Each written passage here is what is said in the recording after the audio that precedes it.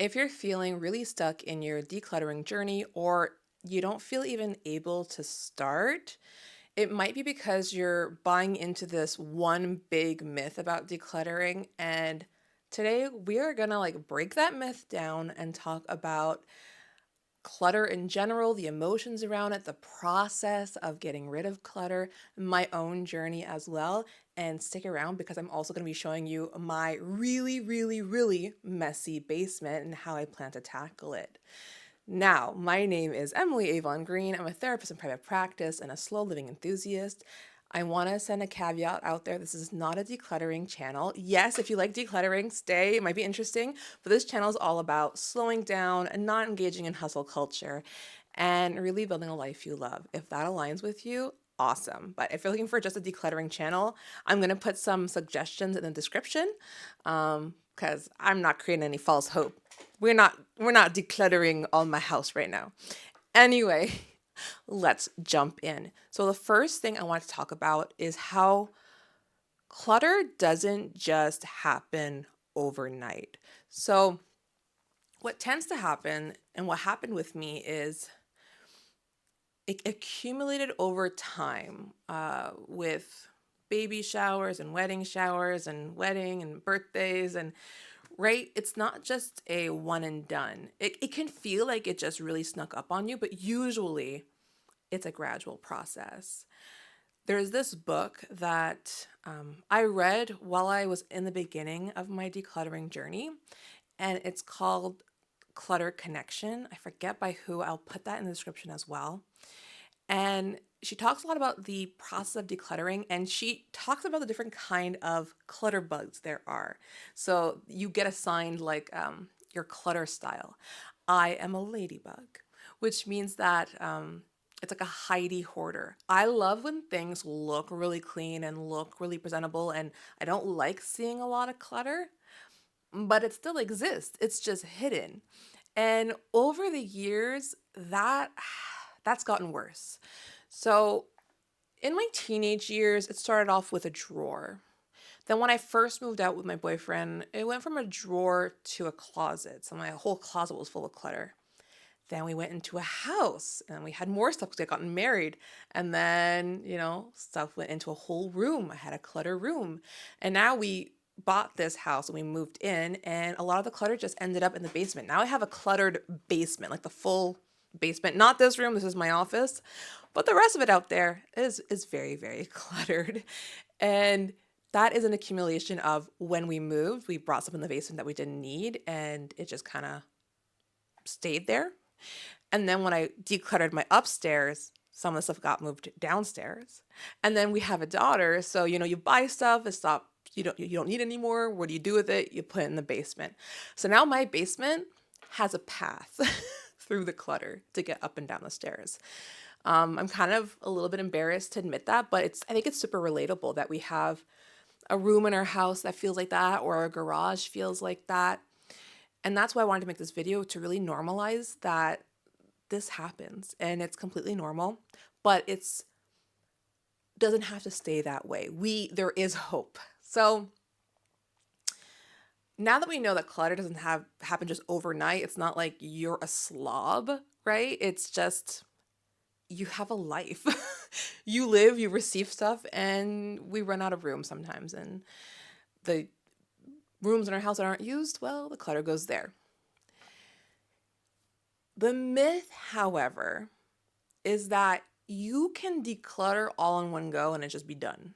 Like, just make a really aesthetic video. I thought of that. I was like, oh, I should do a decluttering video of my basement where I just declutter the whole basement and it's like one video and you see the whole process. And I never filmed it because it felt super overwhelming.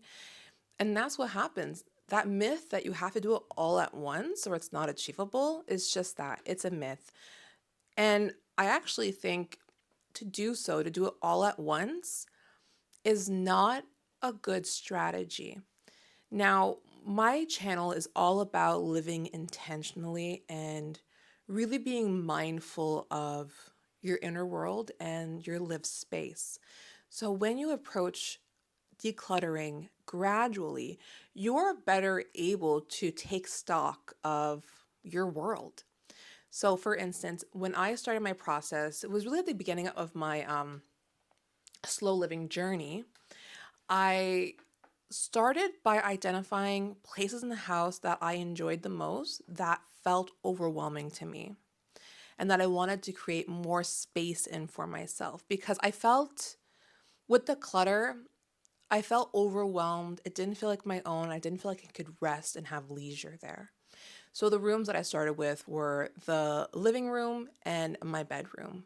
And it was like, I do recommend doing this. It's like a quiet space because it's like your oasis away from the stress of the chores in the rest of your house. So if you can create like an oasis of clutter-free zone, I would recommend starting there.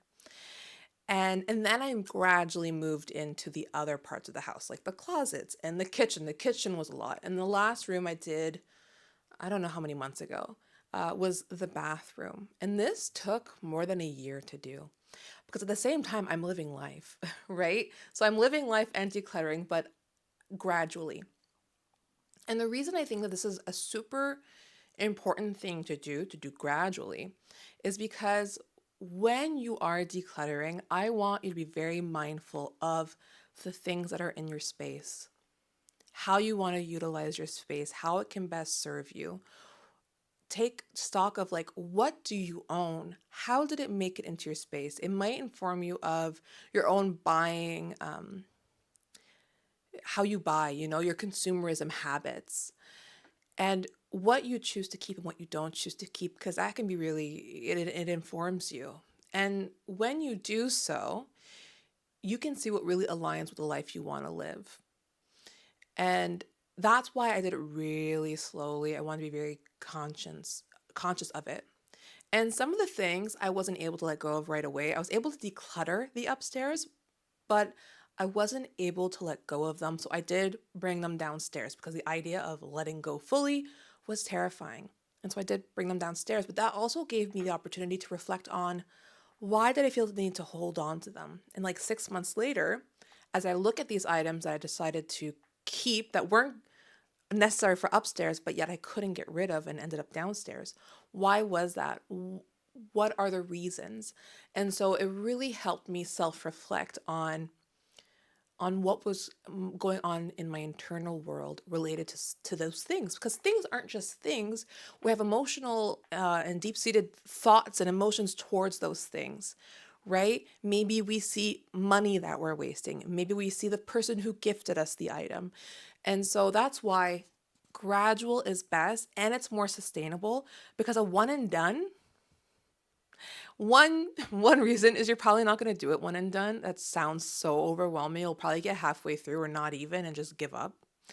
So doing it gradually sustains the effort.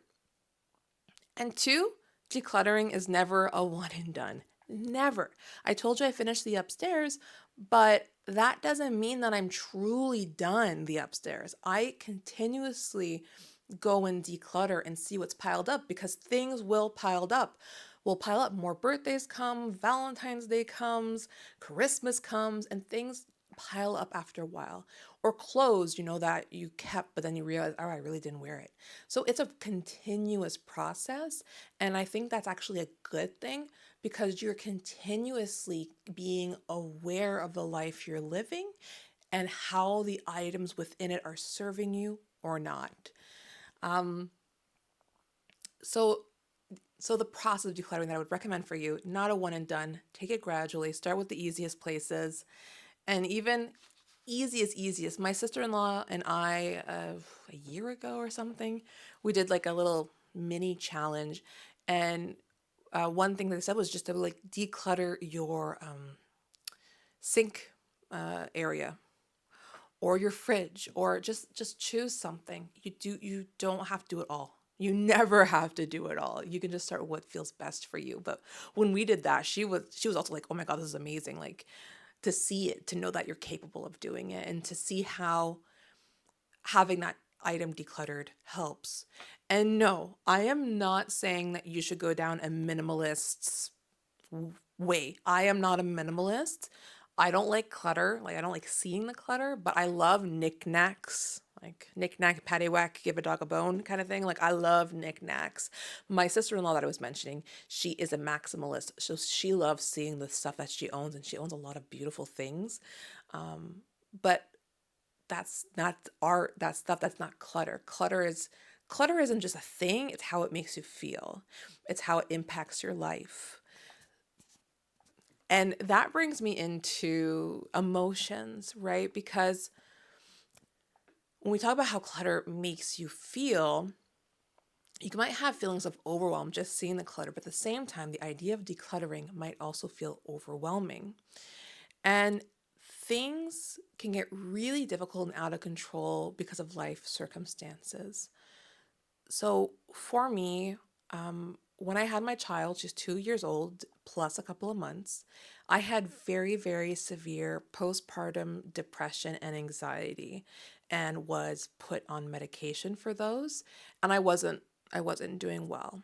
And of course we had a newborn in the house, so we were exhausted. And things really got away from me. The upstairs was really a disaster, the downstairs, obviously, a disaster. But it wasn't just that. The outside was also just overrun. And I felt like there was nothing that I could do to make the situation better. I felt lost. Um, I felt bad. I felt guilt. I felt shame. Like those are the emotions that I was feeling. But even knowing that it was due to postpartum, the reason why I didn't attack those things, it was still difficult. So when I did heal more and I was doing better, the one thing that I started with was we hired people to take care of all the lawn maintenance outside. And I have to tell you, I cried. I cried when it was done because, like, we don't maybe think of that as clutter, but it was objects or things that were really impacting me negatively. And by clearing that up, I had more space to enjoy my front yard and my backyard. We had space to play, and I felt good about the home that I was living in. And it felt like it was mine again. And the same thing for when I decluttered my upstairs. It was like I retook ownership of my space. This is my space. And it really felt good.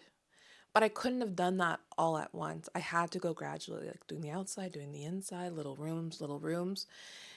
And this is especially important if you yourself feeling emotionally drained or you're going through something like postpartum or depression or severe anxiety. You're not lazy. Whether you're going through that or not, you're not lazy. Clutter is overwhelming. You're totally justified. I hope though that you can see that even small actions can help improve your mental well-being, even just the smallest actions. Um, Now, I am going to show you guys clips of my basement next so you can see exactly how bad it's gotten. And like I said, it's accumulation over time of when we moved, when I decluttered the upstairs, my daughter's stuff that she no longer uses that I plan to give to a friend. And I kept a lot of it because one, I had a hard time letting go. Two, I wanted to like give it to people. I want like friends and family, but nobody wants my junk or clutter or stuff. Like they have their own clutter. They don't want mine. So I do plan to donate it.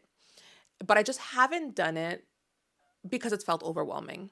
Because I was like, I got to do it all at once. And what I'm going to be doing instead, because it does feel super duper overwhelming right now, is my intention is to take it bag by bag and box by box, right? If I can do one bag or two a week, that's better than doing none, right? And before anybody says I should try and sell my stuff, I'm not doing that. It, it would just delay the process. And honestly, I don't want to go on Facebook Marketplace to try and get peanuts for something. I'd rather just give it to somebody who's actually going to use it.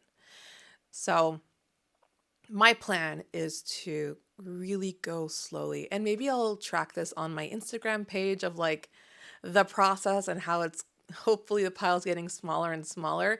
The goal would be to ideally use that whole room. And well, we have one room, which will be the storage room, because I do have things to put in storage. But then the whole main area, I would love for it to have a space where I can work out. And then a cool idea that I have is having a board game room area because we like board games. If we could have like a bookshelf and a table and all that for board games, that would be amazing. It would be like a surprise for my husband. He doesn't watch these videos, so that would be cool. Hey. So anyway, that's what I would want to use this room for. And that's like how I can make my space align because I'm very into family. My family is number one for me. And if I can create a board game room so that we can play games together, I would love that. And then health is really important to me. So if I could create a place in that room also where I could take care of my physical health, that aligns with what I want to do and my values and the life I want to lead. Whereas this clutter, it does not. It does not serve me whatsoever. That's my plan, taking it slowly. Now, in terms of like why decluttering is so important for slow living, I think I've named a lot of reasons why like clutter just gets in the way of living the life that you want to live. And it reminds us of things that it takes up our mental capacity, it takes up our mind, and it can keep us stuck. It can make us feel stuck and not able to move forward. So I often talk about clearing up our mental load, clearing up our calendars, but in the physical space as well, like clear up that clutter. You do not need it. It does not serve you. If you view it as clutter, try and find somebody who can appreciate it more. I'm just trying to see if I had anything else that I wanted to say. Yeah, and it's just all about self-reflection during the process. This is so anyway, I hope you liked this video and you found it helpful. And I do feel a little bit, it's hard, the idea of showing you my basement because I do feel some shame around it.